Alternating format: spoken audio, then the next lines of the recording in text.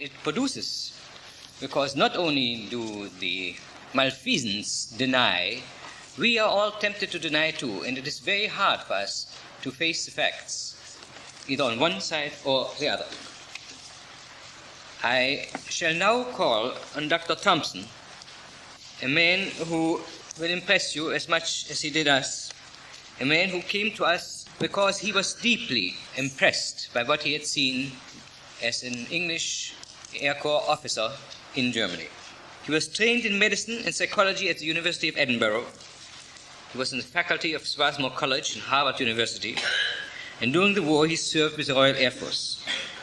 He was the medical director of a child guidance clinic at Oxford in England, and he was a British observer at the Nuremberg trials and the advisor to the Director General of UNESCO from 1947 to 1955.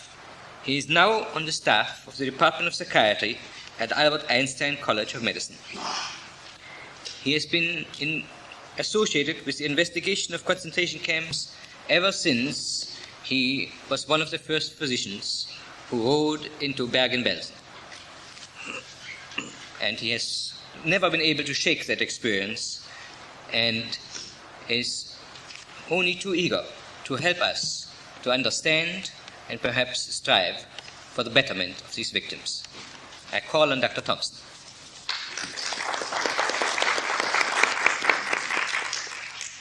Mr. Chairman, ladies and gentlemen, the colleagues who have spoken to you before myself have been able to give you particular facts and convey particular knowledge, asking you to accept it as empirical evidence. I have, in some ways, a much more difficult task, that there is no empirical evidence I can give you. Further, it would be invidious of me to attempt to point out to you what the moral implications of this Holocaust has been. It seems to me that that is a matter for each individual to decide and to come to terms with it within the configurations of his own conscience. Many times since those dark days in Bergen-Belsen, I've been asked either to speak about it or to write about it, and as you see even today, I've been utterly unable to put down anything in words. And when I find myself speaking to you, I find myself in a curious paradox, because I believe that what has happened is unspeakable, incommunicable. And I've often quoted, and I will quote again, the only person who seems to me to have said something pertinent about that whole episode in the history of man. It comes from a review of a book written by a person who himself was an inmate in Auschwitz. He said the experience of the Holocaust in Europe defies language and leads to a mystique of silence or to madness itself. The experience cannot be communicated, not truly communicated. One knows it only from within, where knowledge becomes an obsession. Survivors refrain from speech because they no longer believe in words. And there is the trap. One wants to communicate what happened, and yet in the very attempt, one is defeated. There is something happened there in Germany which was dark and black. It fell completely outside the human expectations of behavior. It's a point, if I might say, utterly outside the human curve.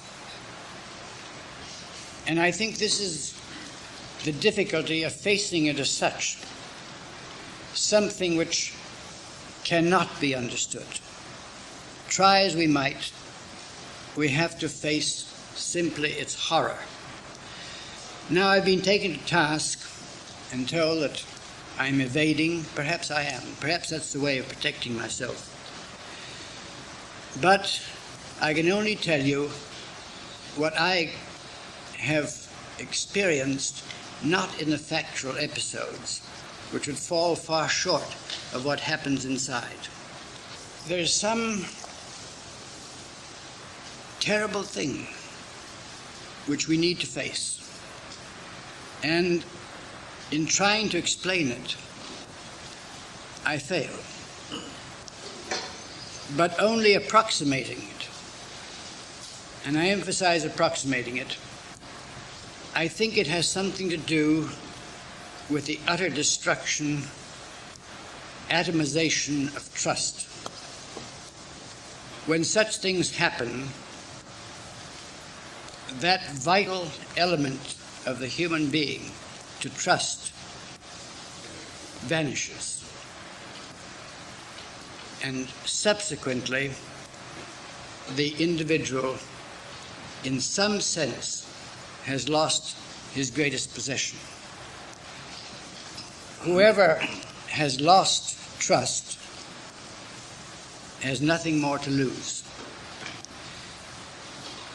And it is those experiences which happened in Germany which go to the very root of trust. And after that, few can trust themselves and fewer still can trust others. It's a cancerous growth that starts in one social setting and finds its way into every tissue of the social structure. I know that one has to study this by every means possible, but somehow, as I hear the facts being stated, I'm aware of deep irony that those who have been destroyed have to prove that they've been damaged. If a person were to be exploded into atoms by some high explosive, would the question be relevant, was the person damaged? And have we the knowledge to know how these now atomized pieces relate to one another? This dreadful symphony was written in a strange and alien key, and we've heard about the attempt on the part of some of the people in Germany who defend themselves by denying it. We all must use, or may be tempted to use, one or another form of denial. And I somehow sense, and I hope my colleagues will not take this in any way as criticism, but I somehow sense that this terrible key in which that symphony was written is being transposed into a more familiar key. The attempt is being made to translate what is utterly untranslatable into something which is more comfortable. That individuals who have been hurled into that torrent should drag themselves out and then be asked, were you injured? There are some things, it seems to me, which must be instantaneously and immediately recognized and not the subject of discussion. Injustice is one. Unless we can bring ourselves to see that immediately and not throw it into the realm of wonderment, I think we are lost. Unless we can respond in some immediate way to what is patently present, but against which we are apt to defend ourselves, then this defense process will continue and the dark forces will have their way. I think that we're all subject to the very same thing that happened in Germany, however much we may wish to deny it. That it happened there is true, but that it is happening everywhere is also true. I had a long 2-year debate with one of the accused at Nuremberg. This was a written debate, and I thought it was significant that with daily interchange, it finally evolved that where he and I differed was that he attributed a finite value to a single human being. Unless we live in such a way that we can honestly say to ourselves that the single individual has infinite value, that we are prepared to do everything possible to correct injustice to a single person, I think the trend will continue until another Holocaust arrives. We wait and wait and wait until there are 4, 5, 6, 7 thousands and millions being destroyed, and then when we decide to act, it is too late.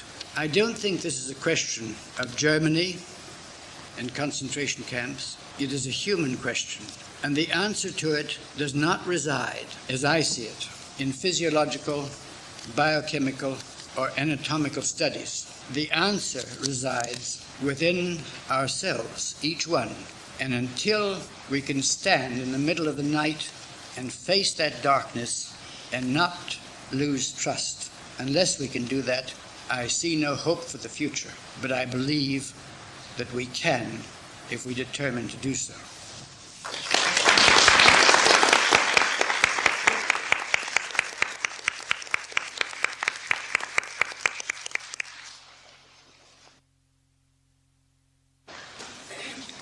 Ladies and gentlemen, I had talked to you at the beginning, and for those who were not here, I shall repeat some of this, that when we became occupied with the problems of concentration camp survivors, it struck us that what we will have to say and what has been found out and thought out and confronted with in the sufferings of these people is, however, repeated in some measure the world over, that man's inhumanity to man continues and unfortunately will continue.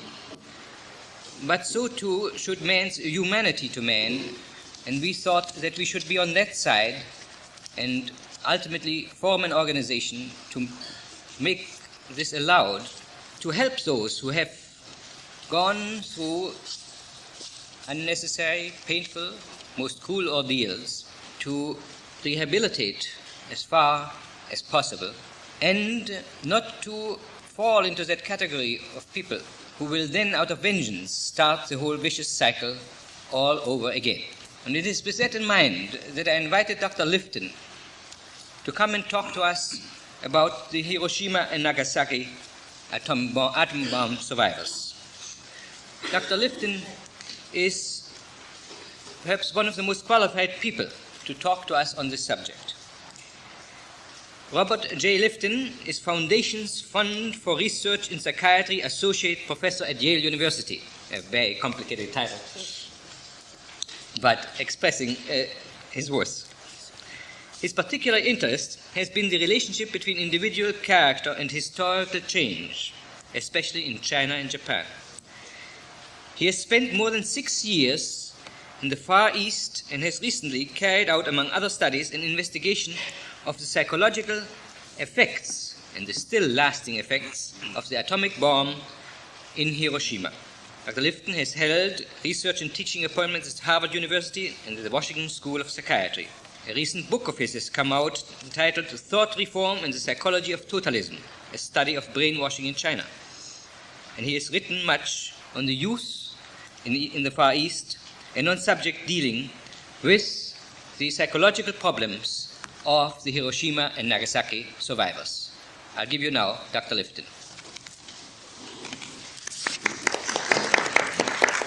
Thank you very much, Dr. Wangh.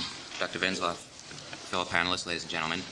I think you might really wonder why, and I always feel impelled to say this when I talk on the same panel with people who discuss the concentration camp experiences. You may well wonder why you have to hear them both in one rather dreadful morning. I sometimes wonder myself why those of us who concern ourselves with these problems have to immerse ourselves in both instead of just one, but there is value, I think. In fact, I would feel it's absolutely necessary to do so.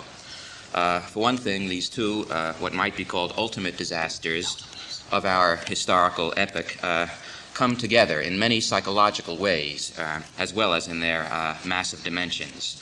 For another, I think there's great virtue in examining or in looking upon these problems as relating to universal psychic and technological potential, and we should not forget the technology involved here, and indeed virtue in examining events for which our own country has involvement and responsibility.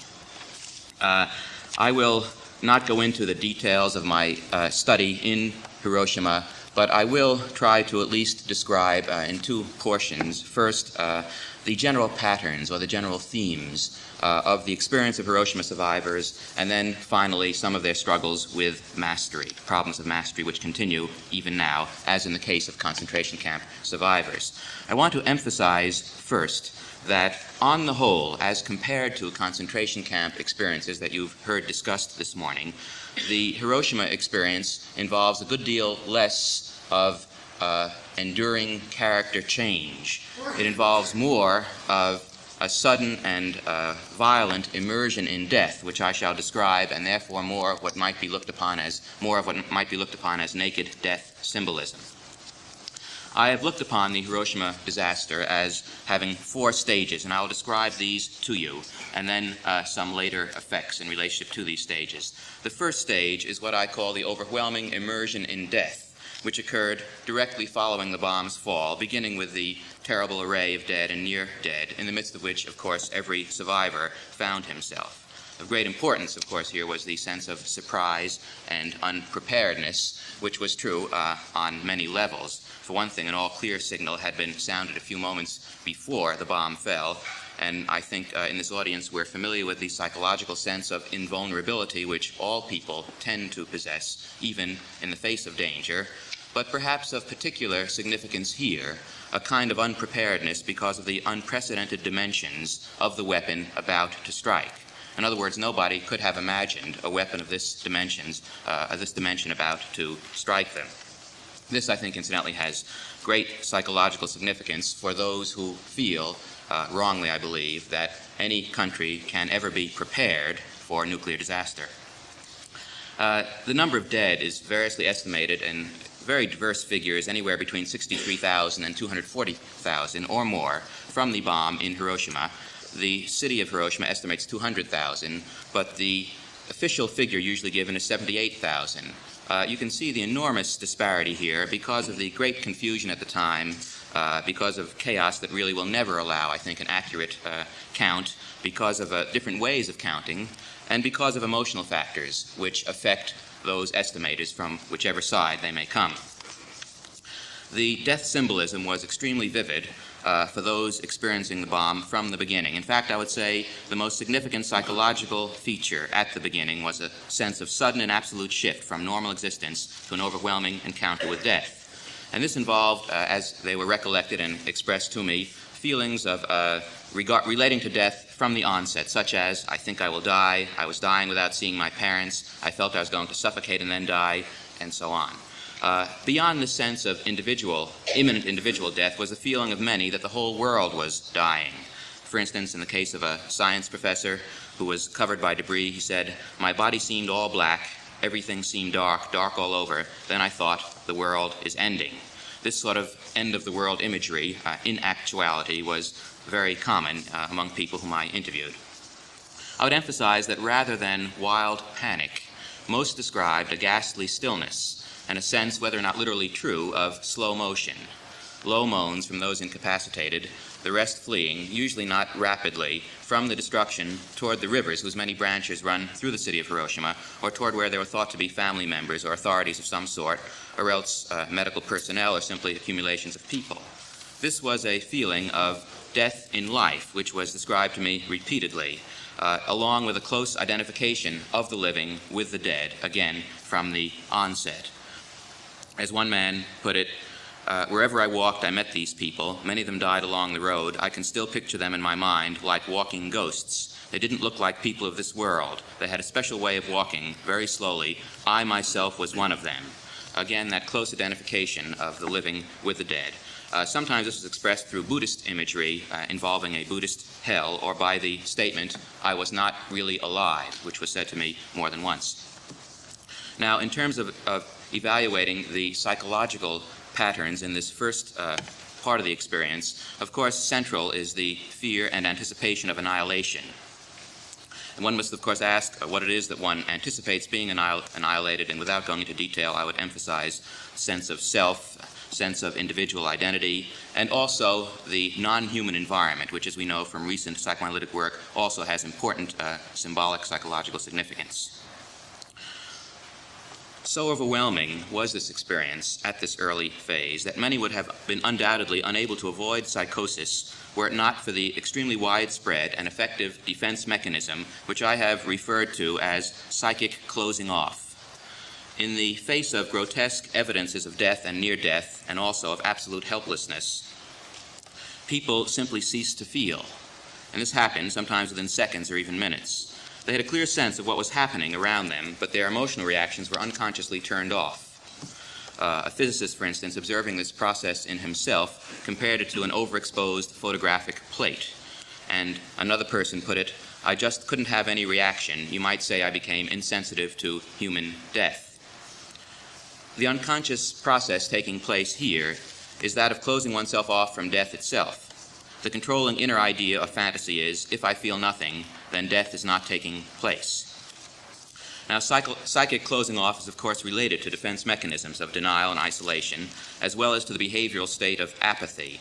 But I think it deserves to be distinguished from these in its sudden global quality and in its throwing out a protective symbolic screen which enables the organism to resist the impact of death. I would hold that it may well represent man's most characteristic response to catastrophe, at times life-enhancing or even psychologically speaking life-saving, but at other times, particularly when prolonged and inappropriate in ways that I'll try to mention briefly later on, not without its own severe dangers. Now, of course, this pattern of psychic closing off was incomplete. Feelings related to guilt very quickly broke through. Also important was the end-of-the-world experience that I mentioned, which is normally a projection of inner psychological death onto the outside world, but in this case, the process was reversed so that an overwhelming external experience of near absolute destruction became internalized and merged with related tendencies of the inner life.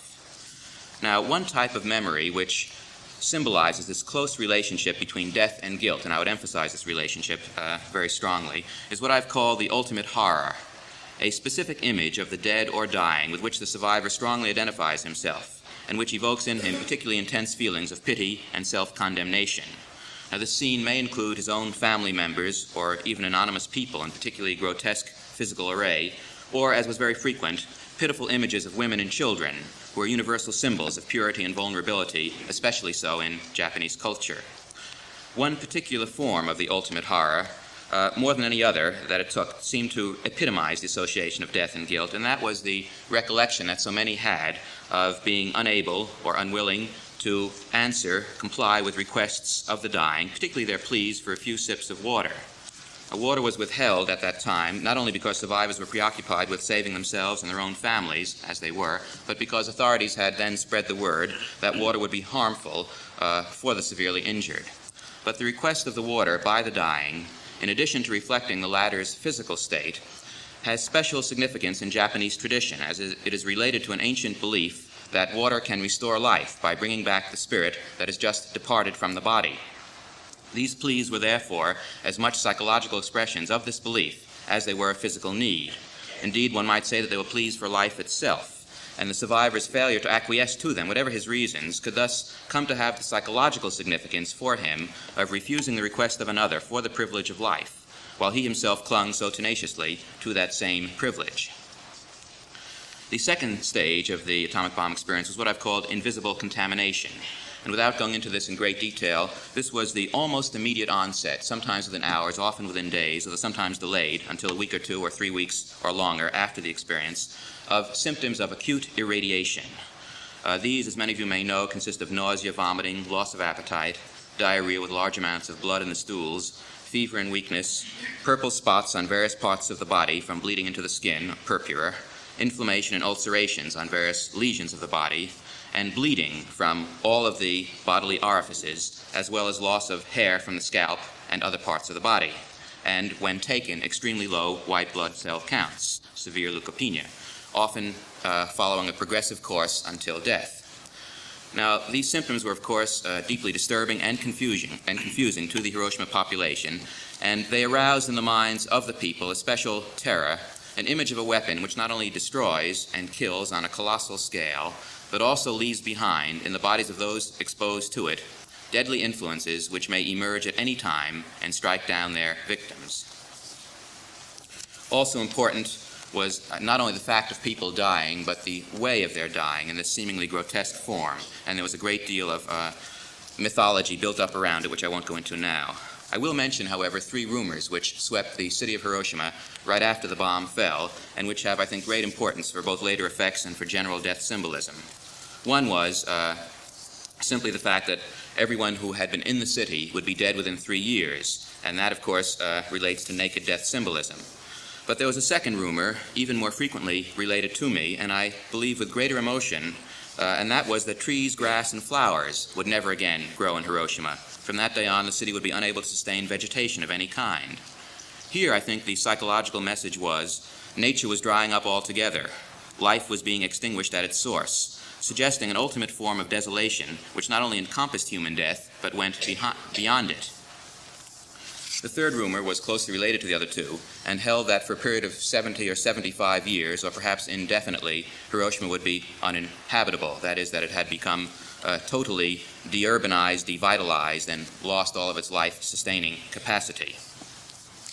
We may summarize these psychological aspects of the second encounter as fear of epidemic contamination to the point of bodily deterioration, a sense of individual powerlessness in the face of an invisible, all-enveloping, and highly mysterious poison, and the sense, often largely unconscious and only indirectly communicated, that this total contamination must have a supernatural, or at least more than natural origin, must be something in the nature of a curse with which one's group is afflicted as a punishment for some form of wrongdoing that has offended the supernatural forces which control life and death.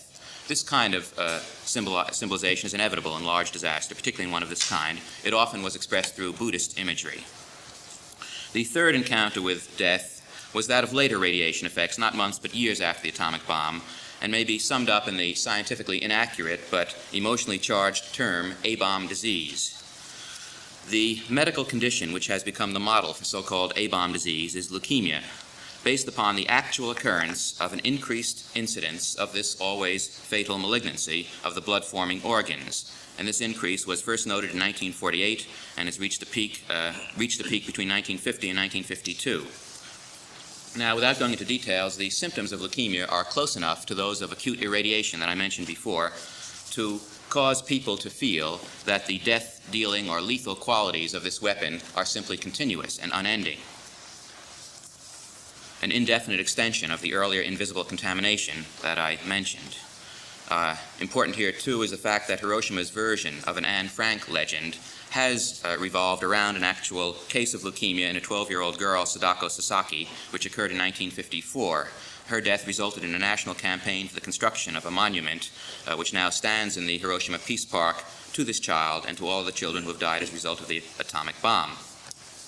There are other medical effects or suspected possible effects that I won't go into in detail, including now the likelihood of increased incidence of various forms of cancer that is being demonstrated by American and Japanese research groups now in Hiroshima. There are many other conditions which are controversial, including effects on the blood-forming organs or relationship to various anemias and so on, where there's been no absolute scientific proof, but there's been some suspicion that these may be affected as well. Thus, on a chronic level of bodily concern, we again see evoked the feeling that the bomb can do anything, that anything it does is likely to be fatal. As you can well imagine, there are also an enormous psychosomatic constellation around the concept of so-called A-bomb disease, so that almost anything, even a mild cold or a little cut from shaving which doesn't stop bleeding immediately, may be perceived as A-bomb disease and therefore accompanied by all sorts of death symbolism. Sometimes there evolves patterns that Hiroshima physicians call A-bomb neurosis, situations in which people who have been through the bomb really experience a lifetime of neurotic complaint around symptoms that are felt to be associated with A-bomb after effects where nothing can be demonstrated. But there was always a question of doubt in these examinations. Beyond this impairment of body image per se, survivors carry the fear that it will manifest itself in subsequent generations.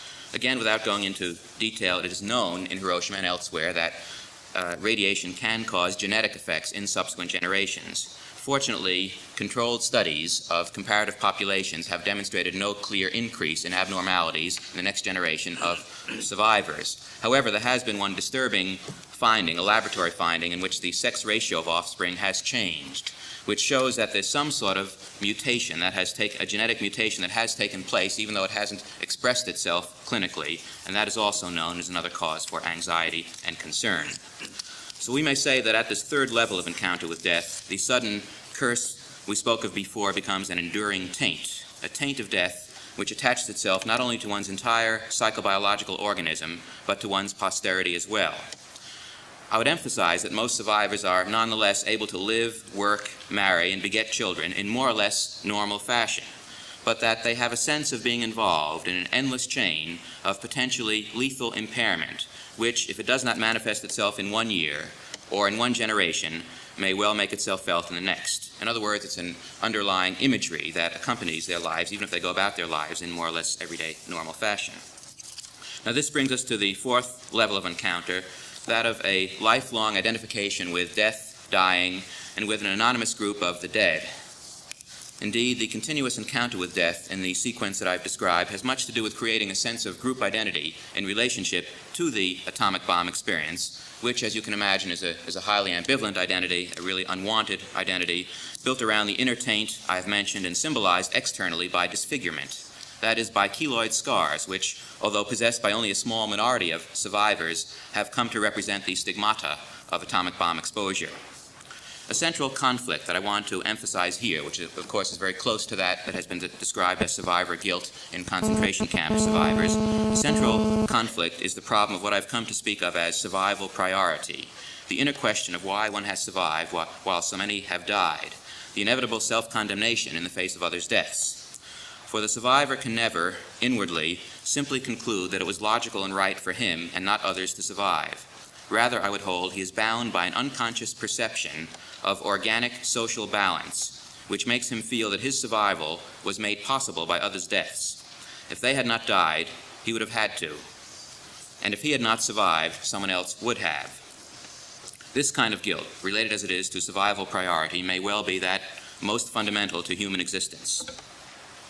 And of course, other factors contribute to it, including the survivor's actual relief, even joy, that it was he rather than the other who survived, as well as previous hostility or even death wishes he may have had toward parents who denied him nurturance he craved, or toward siblings who competed for this nurturance.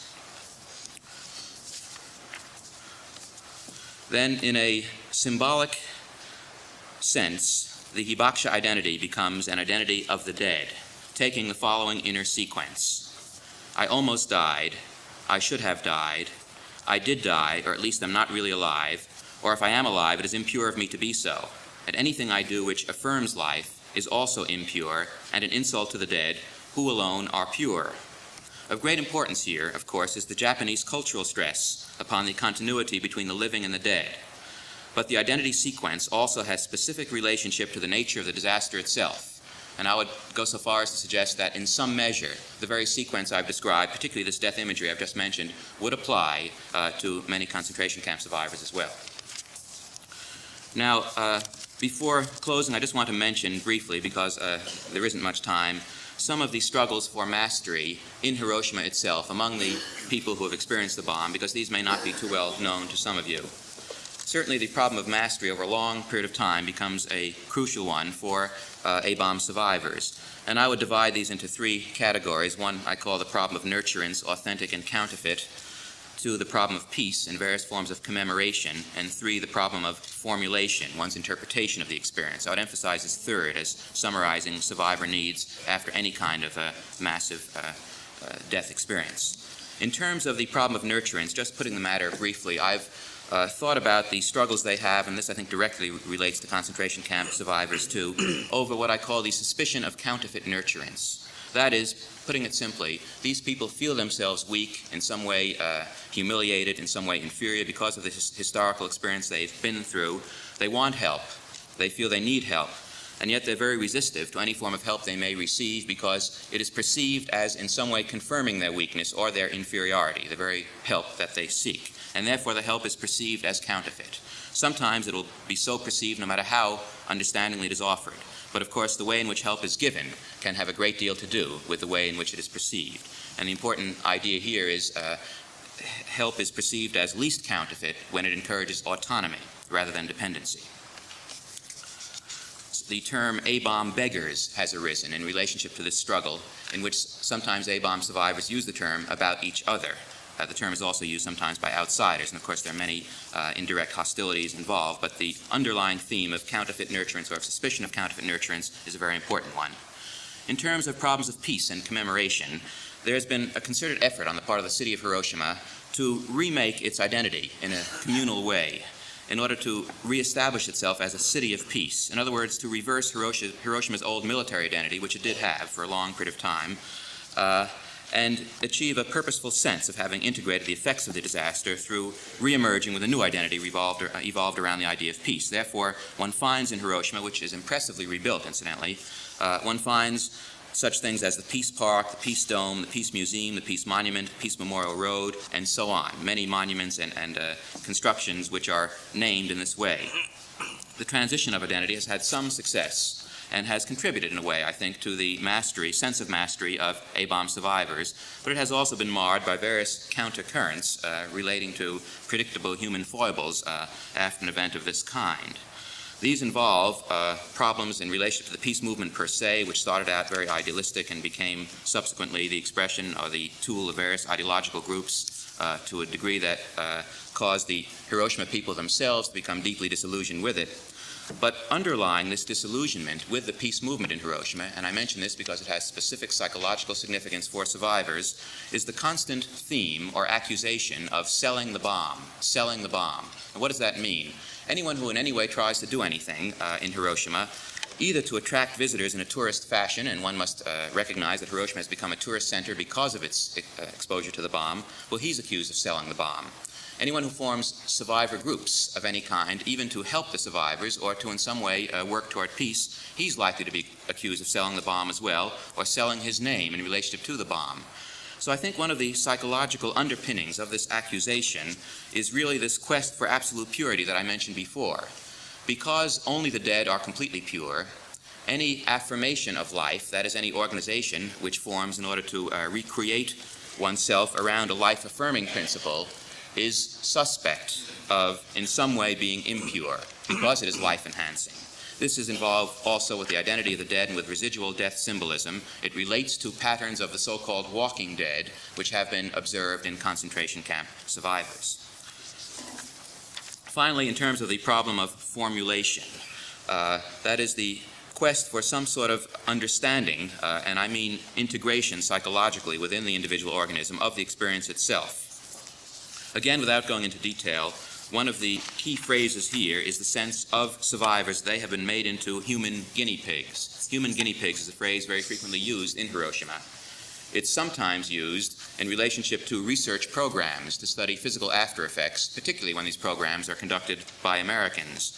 But I think it relates ultimately, in a psychological sense, to a feeling of having been historically experimented upon in terms of the use of the first nuclear weapon on a population in a military way. And of course, it revives experiences from early life which relate to such feelings. Of significance here in this effort at formulation is the attempt to reconstruct some kind of imagery of comprehension. And in this reconstruction of imagery, religion is called into play, but it has usually been inadequate, whether Buddhist, Shinto, or Christian. Most Japanese have not found satisfactory religious or sufficiently consoling religious explanations for what they have been through. Rather, they retreat to a simple phrase, shikataganai, which means it can't be helped. And this is an expression of so-called Oriental fatalism that actually is a deep sense that whatever one has happened to one is an expression of destiny, and one cannot fight this destiny. It is not strictly passivity, incidentally, in a psychological sense, but it relates to acceptance and a kind of psychological nonviolence. This, more than any clear religious feeling, has been useful to Japanese survivors in their psychic recovery.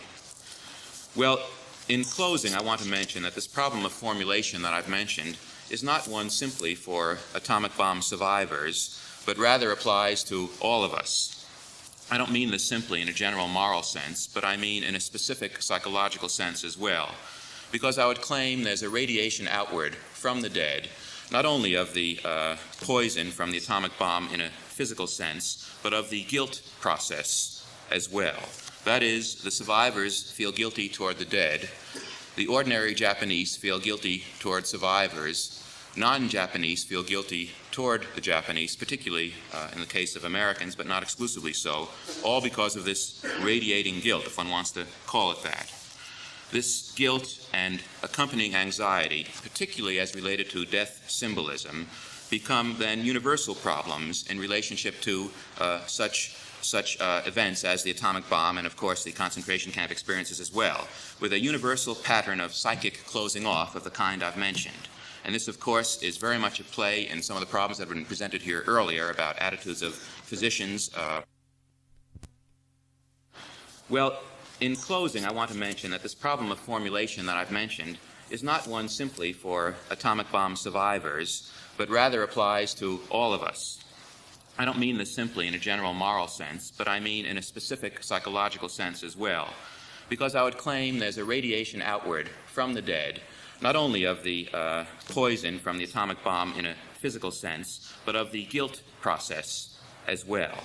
That is, the survivors feel guilty toward the dead. The ordinary Japanese feel guilty toward survivors. Non-Japanese feel guilty toward the Japanese, particularly in the case of Americans, but not exclusively so, all because of this radiating guilt, if one wants to call it that. This guilt and accompanying anxiety, particularly as related to death symbolism, become then universal problems in relationship to such events as the atomic bomb and, of course, the concentration camp experiences as well, with a universal pattern of psychic closing off of the kind I've mentioned. And this, of course, is very much at play in some of the problems that have been presented here earlier about attitudes of physicians in Germany and America, too, toward concentration camp victims. And it certainly is a very widespread attitude in terms of attitudes toward the atomic bomb and toward nuclear problems as they confront the world.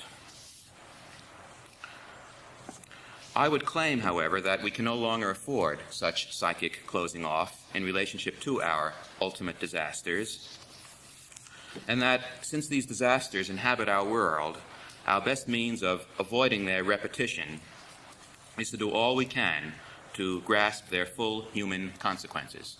Thank you very much.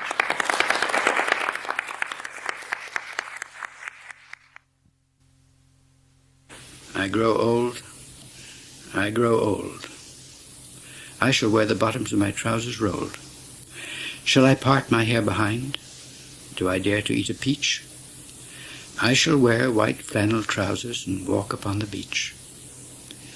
I have heard the mermaids singing, each to each.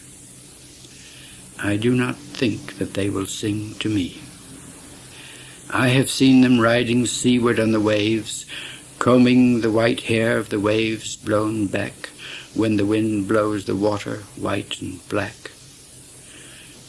We have lingered in the chambers of the sea, by sea-girls wreathed with seaweed red and brown, till human voices wake us and we drown.